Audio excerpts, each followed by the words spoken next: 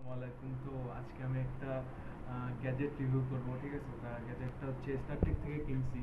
এই যে, তো গ্যাজেটটা হচ্ছে একটা এয়ারবাস। তো এয়ারবাসটার নাম হচ্ছে অ্যাওই T13 Pro। ওকে, তো এই T13 Pro এটা হচ্ছে TWS, এই যে সবাই দেখুন। আর এটা হচ্ছে স্টারটেক থেকে কেনা। স্টারটেক খুব স্বনামধন্য। আমাকে হচ্ছে দিতে প্রায় সময় লাগাইছে 4 দিন, কারণ ওদের স্টক আউট ছিল। এখন হচ্ছে আমি এটা আনবক্সিং করবো, তো করলাম। আমাদের ক্যামেরার পিছনে আছে দাদা, ঠিক আছে? দাদাকে ট্রিট দেওয়া হয়নি, ঠিক আছে? পরে তবে ইনশাল্লাহ। তো এখানে এই যে খুললাম, তো ভালো প্যাকিং। এটা হচ্ছে অনেক আগের মডেল। এটা হচ্ছে আপনার প্রায় সম্ভবত আরো 4 বছরের আগে।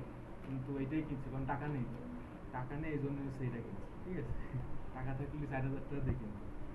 এবার এই যে বের করলাম, ঠিক আছে? এই এই যে ভিতরে কি কি আছে, এই হচ্ছে বক্স। এখানে একটা ইউজার ম্যানুয়াল আছে। এখানে হচ্ছে কি লেখা আছে যেটা আমাদের পড়ি না। তারপরে এই হচ্ছে সেই এয়ারবাসটের অনেক মিনিট। এই হচ্ছে একটা ক্যাবেল, যে ক্যাবেলটা দিয়ে হচ্ছে চার্জ দেওয়া লাগবে। মানে এই প্রোডাক্টটা এই গেল। এটা হচ্ছে মেইন জিনিস, একটু বেরোচ্ছে না, শক্ত। এই যে এটা হচ্ছে সেই মেইন জিনিসটা।